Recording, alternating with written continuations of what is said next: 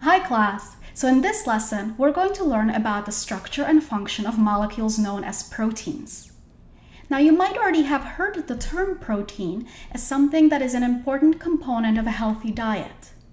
But do you know what proteins actually are? That's what you're going to learn today. So proteins are molecules that are called polymers. A polymer is any molecule that is made up of individual building blocks that are linked together in these repeating units. So this whole repeating unit is called a polymer. And those individual building blocks are called monomers. Now the monomers that make up proteins are called amino acids. So each of these little individual circles represent an amino acid. And then when they are linked together into a polymer, that is called either a polypeptide or a protein. And later on, I'll distinguish the difference between when I would use the term polypeptide and when I will use the term protein.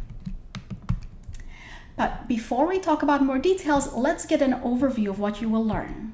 So first, we'll talk about the amino acid structure, then how amino acids are linked together, then how the proteins fold and unfold and the different levels of protein structure. Then very important concept of the relationship between protein structure and function. And finally, you'll get a little overview of the different types of functions of proteins in living organisms.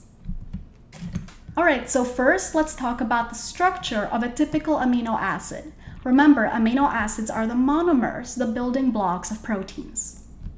Now, on one end of an amino acid, you have the amino group.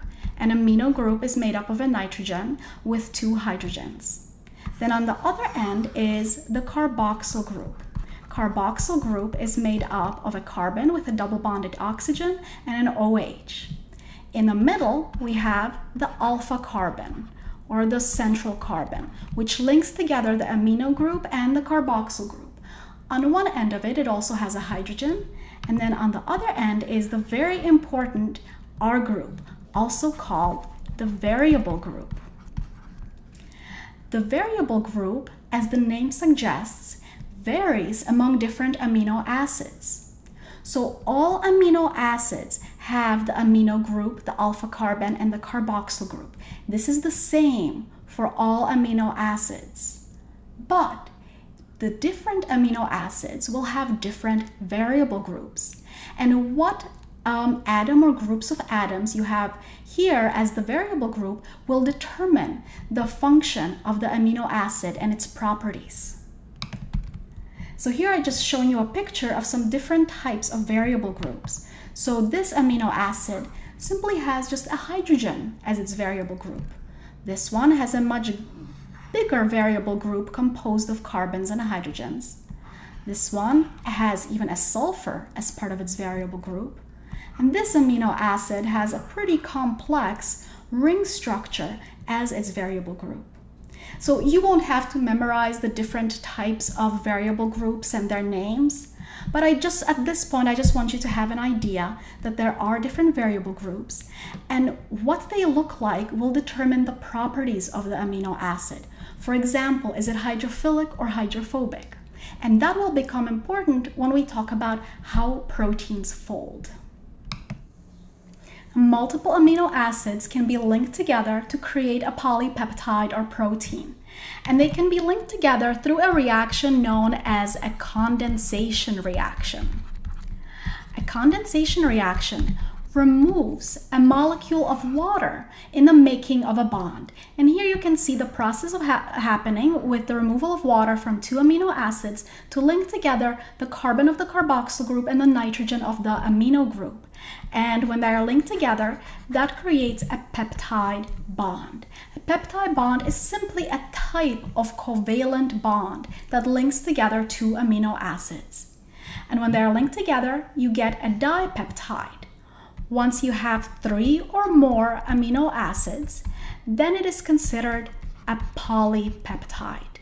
So a polypeptide is composed of 3 or more amino acids, all of them linked through a peptide bond between the carboxyl group and the amino group. Once a polypeptide chain is made, it takes on a very complex shape to become a protein, such as the one you see in this picture. Now, to describe all of these complex shape, biologists use what are called 4 levels of protein structure. And this diagram shows you these 4 levels. First, we have the primary protein structure. The primary structure is simply the order of amino acids that make up the polypeptide chain. It's the sequence of how these amino acids are linked together. It's not really a structure, just a sequence. Then we have the secondary protein structure. The secondary protein structure is the particular shape that just a segment of the polypeptide chain takes on. So it's not the 3-dimensional shape of the entire polypeptide, just a segment of it. And there are 2 types. One is the alpha helix. The alpha helix is when a segment of the chain starts forming this helical structure. The other secondary structure is the beta-pleated sheet. The beta-pleated sheet is when the chain of amino acids just folds over on itself to become this folded sheet. Okay, so now we move on to the tertiary protein structure. The tertiary structure is the 3D shape of the entire polypeptide chain. So it is how all of the different secondary structures fold in on themselves to become this overall globular 3-dimensional shape of the protein. And then we have the quaternary protein structure. The quaternary protein structure is when you have more than one polypeptide chain making up a particular protein.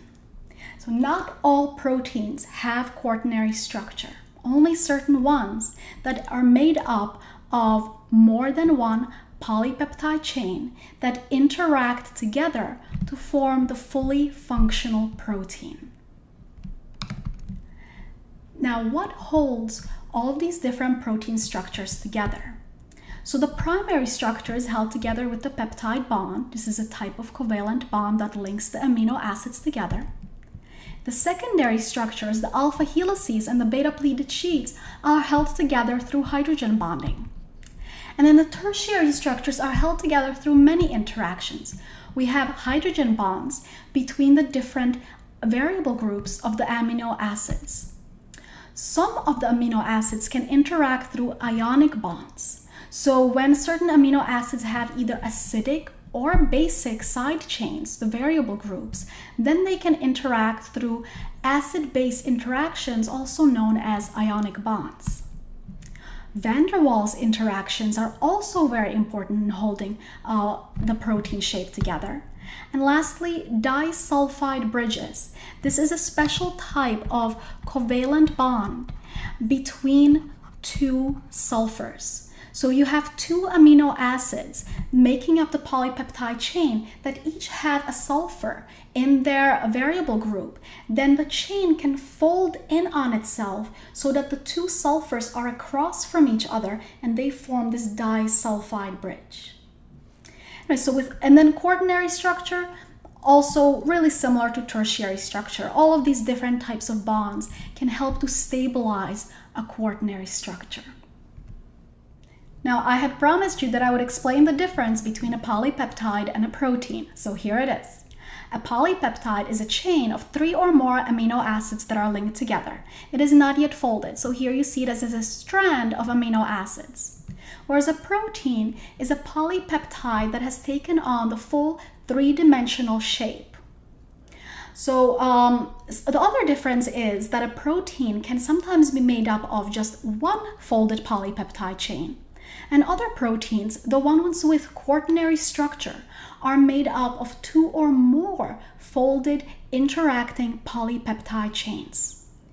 So a protein is either one folded polypeptide or multiple polypeptides. Once I read this analogy that was pretty useful. Think of the polypeptide as a straight piece of yarn and a protein as a knitted sweater. It has now taken on a shape. chaperonins are structures that all living cells have to help them fold proteins. A chaperonin is a very large complex structure that is itself made up of proteins. And here you see a picture of it. Here's looking at it straight on, and here's looking at it sideways. So when a polypeptide is being made and needs to be folded, it actually goes inside this chamber into a cavity that provides a nice environment for all of the amino acids to form the proper interactions between them, such as the hydrogen bonds and ionic bonds and van der Waals interactions and so on. Now, sometimes proteins can actually unfold, and this process is called denaturation. I can also use it as a verb, such as a protein becomes denatured. When I say it becomes denatured, I mean that it unfolds. This can happen at either hot temperatures. At really high temperatures, the hydrogen bonds that hold the protein together can be broken. Or in very acidic or basic environments. The acidic or basic environments disrupt the ionic bonds that hold acidic and basic amino acids together. So if we either disrupt the acid-base interactions or the hydrogen bonds, this three-dimensional shape can be lost and the protein unfolds. And this can be very, very dangerous because the shape of the protein is critical to its function.